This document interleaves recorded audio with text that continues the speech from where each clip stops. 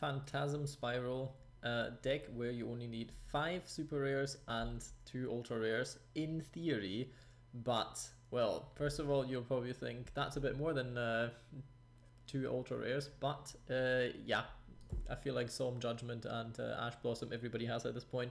Also the 2 Unexpected Die don't really count because you get them for free after the tutorial, so they don't really count as that either. So in the end it comes down to the draw cards, which are pretty much main cards at this point because, well, you will have one or another pot and it will come in handy for a lot of other decks.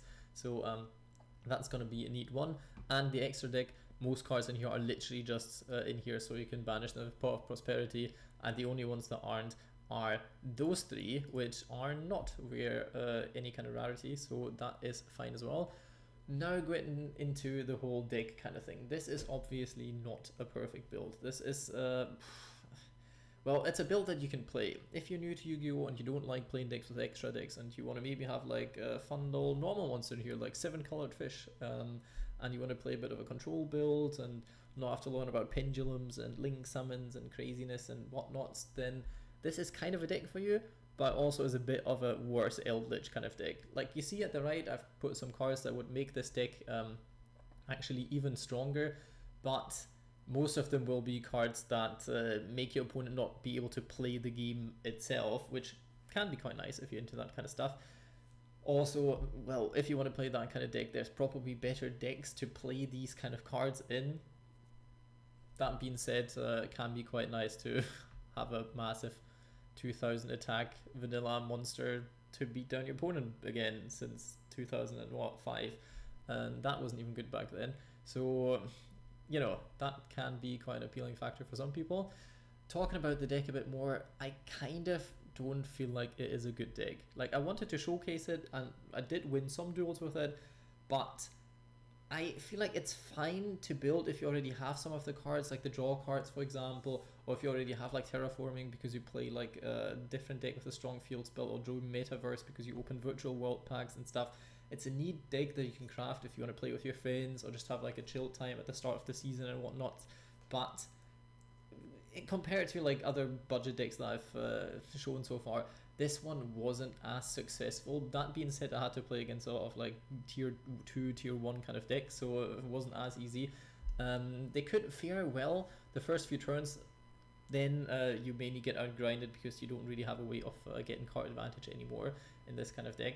So that's a bit annoying, but let's go card by card and I'll show you what I mean with this. First of all, 4 normal monsters, because technically running 3 can be enough, but then you would have to play stuff like Fossil Dig, which is an ultra rare, so no thanks. There might be coming out a new card at one point called Fish Radar, which you can play then with 7 colored fish, which searches that, so that could be nice. But right now you want to have at least like 6 ways of getting a normal monster on board, because that triggers your field spell. So yeah, kind of feel like running it like this can be nice, and you can run other stuff like Security Token or something like this, but then you summon it in defense position so you couldn't even attack if you wanted to. There's a lot of weird stuff going on, plus it's not a water monster. I think you kind of want a water monster so you could banish it with Sea Stealth attack if you need to. Yeah, there's a lot of things that go together, so you kind of want to make sure you have these water monsters, but you could also swap it out, like the 7 colored fish, for some other 2000 attack point monster and have this kind of downside then that's not a water monster, and so on. One Ash Blossom can be basically any disruptive card at this point, but I feel like Ash Blossom's nice. Maxi is also a card you can play if you really wanted to. Well, that's just in general very good stuffy kind of card. Terraforming, very important to search your field spell, because this deck heavily relies on the field spell, but you will see about that once I get to it. Card of Demise, a very good draw card, kind of conflicts a bit with Unexpected Die, and also with the fact that you're on a lot of trap cards, and if you draw a Card of Demise first turn, then you probably don't want to activate it, but you can just keep it in hand for next turn. It's a good refuel card. It's not a very good starter card, I feel like. Whenever I drew it first hand with all my trap cards, I didn't really want to play it because I didn't want to discard my entire hand afterwards, but also helps you technically dig a bit more into the deck, drawing your field spell possibly, so sometimes it can be even worth doing that. Talking about card draw, Advanced Draw is another cheap card that you could run at 1 just to gain some advantage overall later on. it's also a card that I'm not 100% sure about because it can be a dead card. If you don't happen to have your field spell up, then this card is dead because you don't have a level 8 monster in your whole deck. It's just the field spell generates your token basically every turn when your opponent activates an effect, which should come up quite frequently. Other than that, yeah, could be swapped out. I feel like it's nice, but it could also be stuff like Pot of Duality and such. So I feel like I don't want to promote this card too much. Unexpected Die.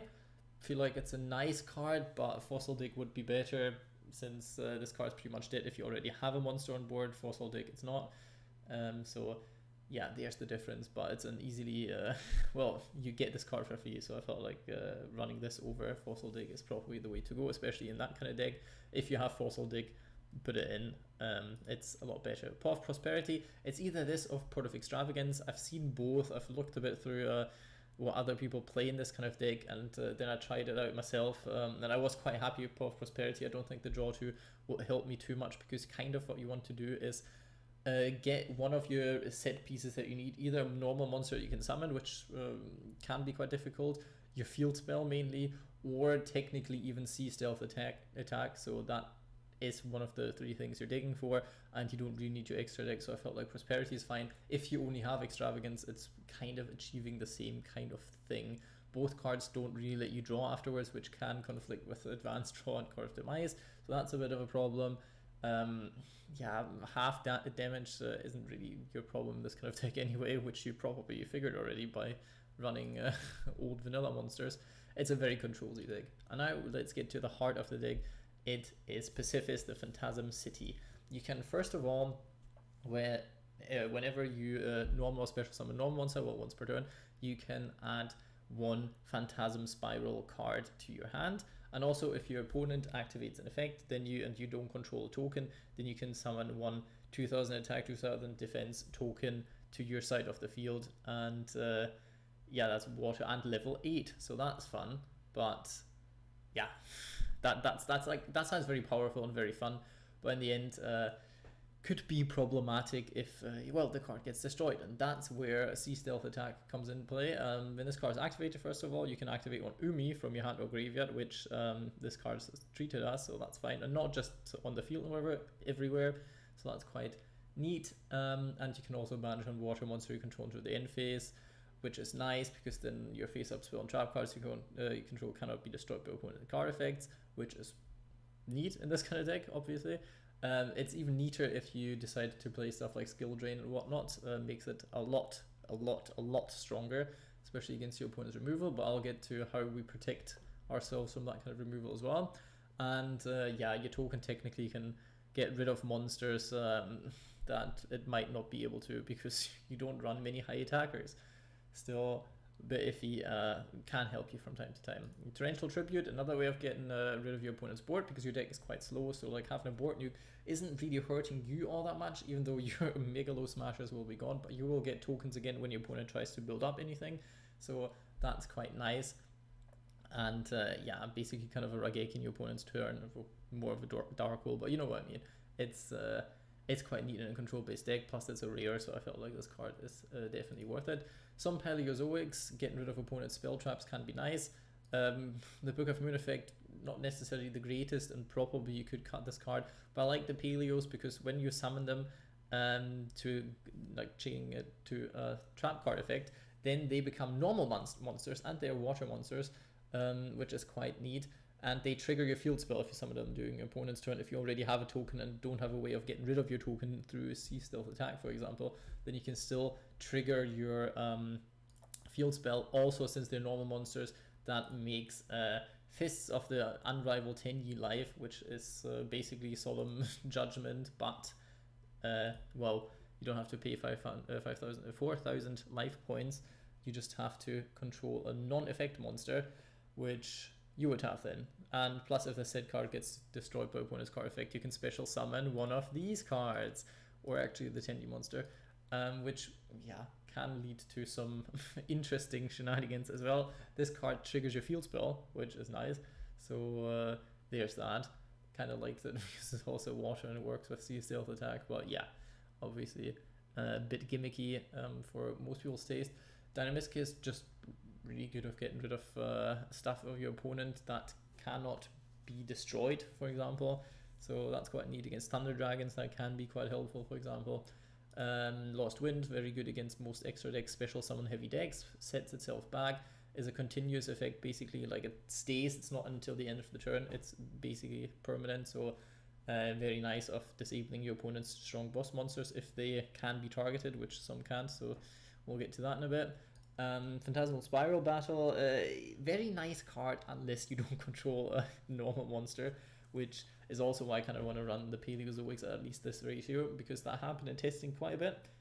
You draw one or two of those, and you can't play them because you didn't draw your way into normal monsters or your field spell, so this card is completely dead as well. Don't really want that. That's why I only run 2 of the Spiral Power. It's a good card, but yeah, you search it, you don't really need it at 3. You could play it at 3 if you want to, but not necessarily a best option. Metaverse is very important in this deck. Sadly, I wouldn't want to craft it, but I had to, so there we go. So if you waste your resources on this, beware, I did too. Solemn Judgment, good of protecting your back row basically and your field spell, because you can negate anything, even though putting yourself down to 4,000 life points can be quite complicated in this deck sometimes. Better Fists of the Unrivaled Tenyi, getting rid of most kind of stuff, monster effects, spell trap card, not on summon, but you know, doing what I can to get rid of stuff. Fiendish Chain, very good rare card as well if you want to use that, but also can basically put another like Torrential Tribute in, or whatever you feel like suits the meta at the moment the most, or what kind of decks you run into and you have problems with. I tried running a Kaiju because technically you could search it with Pot of Prosperity if you're lucky in situations where you need a Kaiju, because this deck is terrible at Go in Second, which you already would have guessed from it mainly being trap cards. But sadly, Kaijus also kind of conflict with your field spell, because you can't normal special summon effect monsters the turn you activate the effects, and that also counts for summoning them to your opponent's field, obviously. So yeah, a bit annoying, so might have to find a different option for that. Seal Stealth Attack, already talked about it, good for getting your field spell back, which at one point doesn't really matter anymore, because once you run out of your 5 cards that the field spell can search, it can still give you a token, but that's about all it does then, so it's not as important anymore, but the card itself is fine. So I feel like at 3 that's definitely an option. And yeah, now you should have a slight grasp of how this deck works. I'm not saying it's a good deck, I'm saying it's a neat deck that you could build if you already have lots of the things anyway.